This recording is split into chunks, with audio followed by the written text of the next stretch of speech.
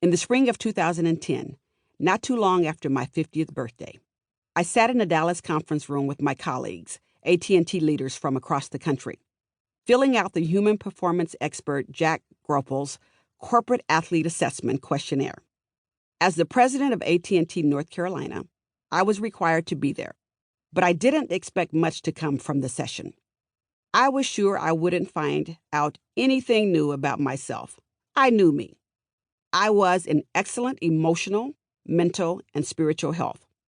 I read and kept my mind sharp. I spent time with my family and friends to get the emotional support I needed. I was intentional about making time for prayer, going to church, and feeding my soul. As I remember it, my results were off the charts in those categories. My physical health, though, I thought it would be my lowest score, but figured it would still be decent. I used to be an athlete, and now as an executive and a mom, I was constantly on the go.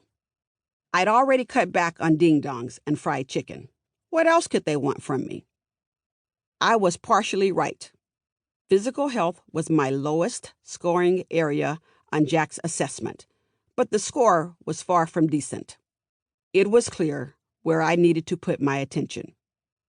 A few months before, my primary care physician had given me a referral slip for a colonoscopy test, which he called a routine precaution for all his patients when they turned 50.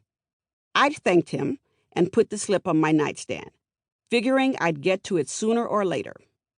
After all, I'd be 50 for a whole year. I had plenty of time. I thought about that slip at the end of Jack's program, when we were told to all choose accountability buddies from within the group and then share with them one specific action step that we would take for improvement. I turned to Frank, a straight-talking executive from New Jersey, and told him I would get a colonoscopy. I was a busy woman, I reasoned, so I picked something I thought wouldn't require extra energy. Over the following weeks and then months, Frank somehow always managed to call me when I was in the Starbucks drive-thru. "Did you get that thing done yet?" he'd ask in his grovelly New York accent. I'd tell him no and change the subject.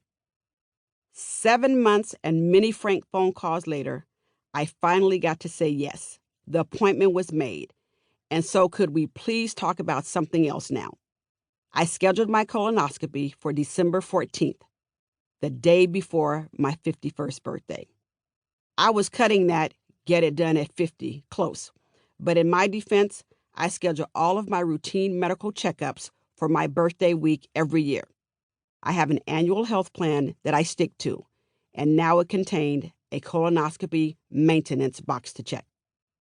I still remember the anesthesia-induced sleep I had that day as the best I've ever had. I didn't feel a thing.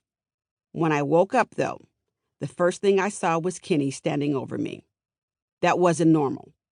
Kenny's not one to hover too close.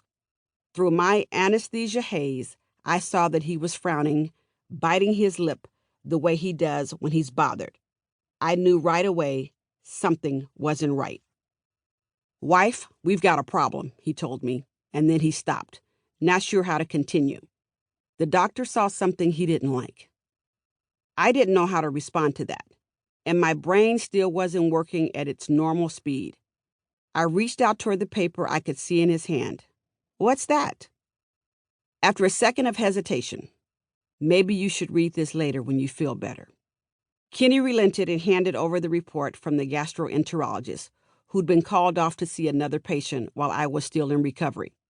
He'd given Kenny copies of the scans they took, promising to call the next day to talk me through them. I'm no doctor, but when I looked at the pictures of my body, even I could see the nasty-looking mass.